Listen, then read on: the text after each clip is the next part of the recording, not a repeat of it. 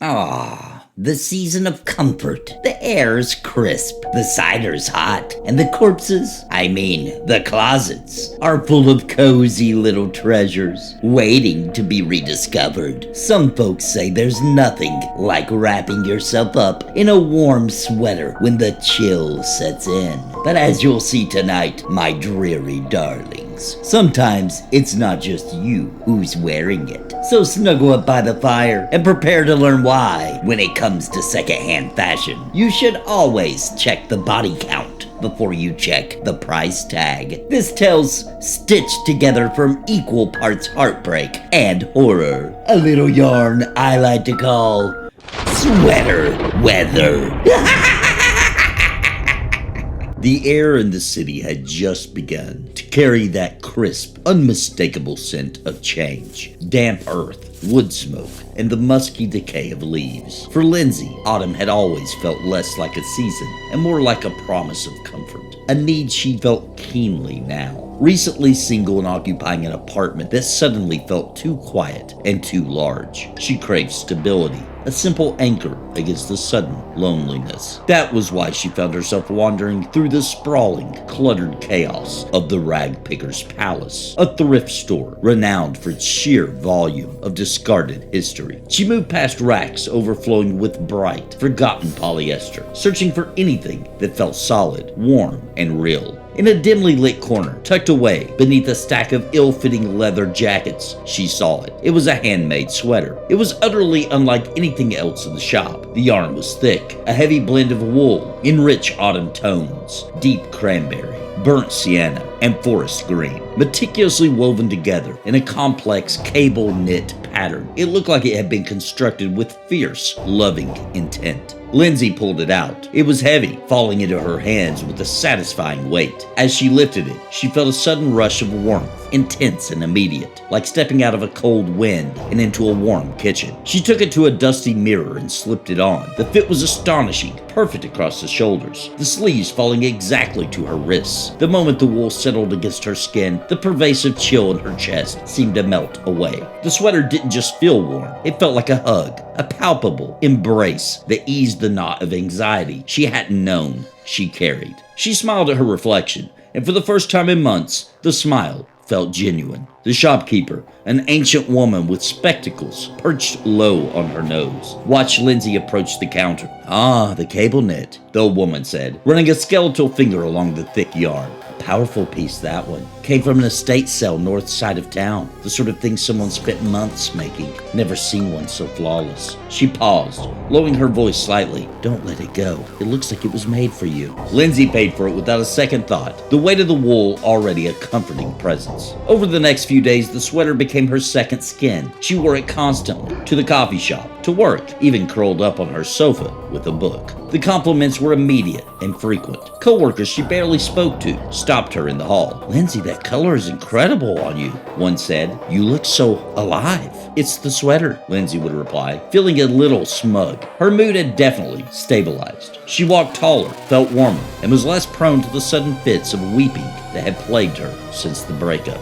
She felt a quiet, powerful confidence radiating from the intricate pattern. It felt less like clothing and more like a shield, a talisman woven from someone else's powerful, protective love. She started seeing her world with a sharper eye, appreciating the golden light of the late afternoon and the sharp crunch of leaves under her boots. It was a wonderful, simple pleasure that felt entirely new. She was finally finding her footing, and it was all thanks to the comfort she had found wrapped up in a couple of pounds of autumn-colored yarn. The shift was subtle, a quiet tide pulling Lindsay away from herself. The feeling of being alive that others remarked upon soon felt less like her own energy and more like a borrowed state.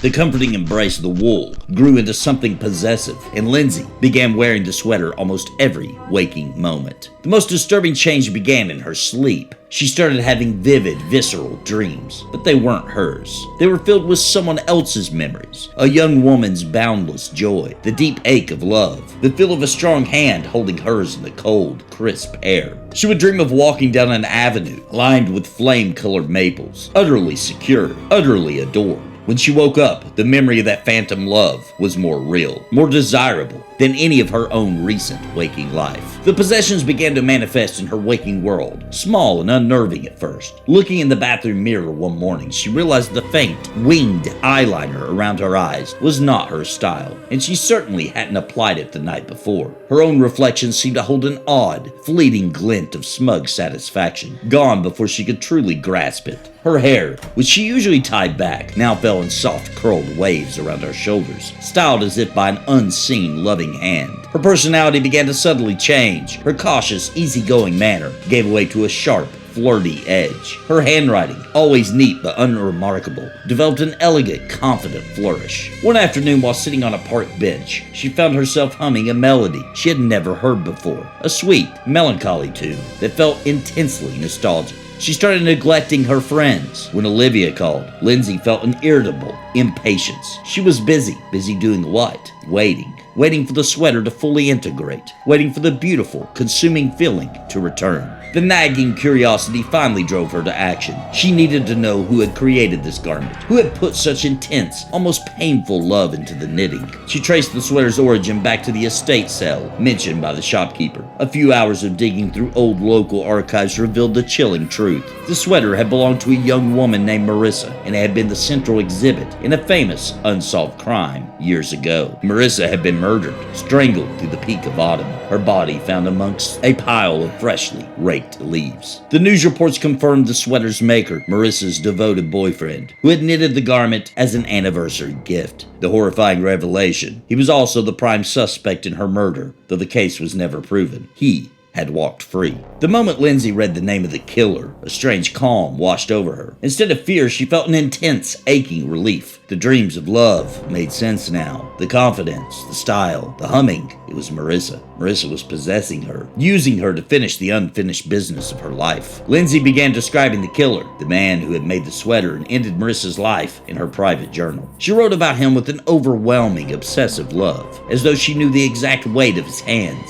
and the subtle timbre of his voice. She was no longer Lindsay, the recently single woman craving comfort. She was becoming Marissa, and Marissa was desperate to be reunited with her lover. The sweater's influence became absolute. It wasn't just comfort anymore. It was a constant burning need that consumed Lindsay. She stopped answering texts from concerned friends, her apartment becoming a shrine to the growing obsession. The sweater was never taken off. It was a tangible link to Marissa, and through Marissa, to the man she now inexplicably, desperately loved. The vibrant autumn colors woven into its wool seemed to pulse with a life of their own, drawing her deeper into its sinister embrace. Every day, the personality of Marissa solidified within her. Lindsay found herself drawn to places Marissa had frequented, drawn by an instinct that wasn't her own. She stopped questioning the thoughts that arose in her mind, thoughts of a powerful, tender love for a man she had never consciously met. She began to anticipate his touch, to crave his presence with an intensity that eclipsed all logic,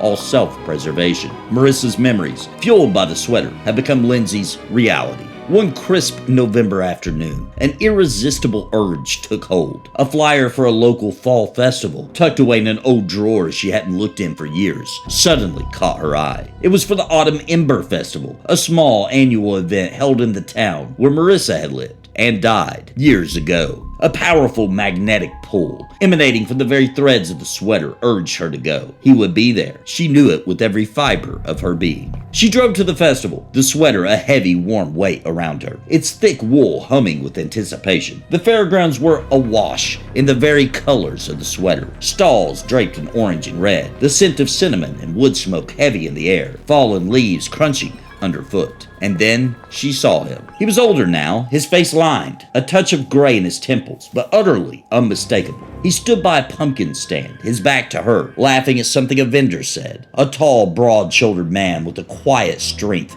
that resonated with the phantom memories she now carried. A wave of pure desire washed over her. There was no fear, no instinct for self-preservation, no thought of the murder. There was only the overwhelming, aching need to be close to him, to feel his hands, to return to the comfort of his embrace. The sweater tightened around her, a warm, insistent pressure, urging her forward. Marissa's love, Marissa's longing, had fully eclipsed Lindsay's own will. Lindsay moved through the throng of people, a serene, determined smile on her face. Her walk was no longer her own. It was Marissa's confident, loving stride. She felt a joy that was both utterly consuming and entirely terrifying. He turned, as if sensing her approach. His eyes, the exact shade of warm chestnut she had pictured in her dreams, met hers. A slow smile spread across his face, not one of recognition, but of contentment. A hunter finally seeing his prey walk willingly into the trap. He extended a hand without hesitation. Lindsay took it.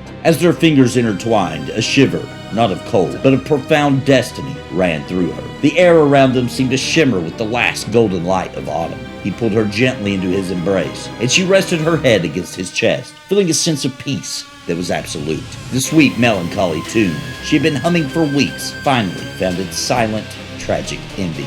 The sweater's wool settled around her shoulders, warm and suffocating. She didn't struggle. She melted into it. The longing both Lindsay and Marissa had known, fueled by the familiar wool, was the only feeling left. They were finally home. The vibrant, meticulously woven threads of the sweater now seemed to tighten, less like a hug and more like the silken knot of a noose. The final ironic tether of their doom. Their shared aching loneliness sealed their fate to that of the same killer. The comfort they had craved so desperately had found its ultimate, horrifying price. Well, boils and ghouls, looks like Lindsay got herself all wrapped up in love. Too bad her new relationship was a little too tight around the neck. Such a shame. She was looking for something warm to cling to and ended up dying for it. Still, I suppose it's only fitting. After all, when you wear someone else's past too close to your skin, their ghosts are bound to rub off on you. So maybe this fall, my chilly little corpses, before you slip into that thrifted cardigan or that vintage scarf, ask yourself, whose warmth are you really feeling? Until next time.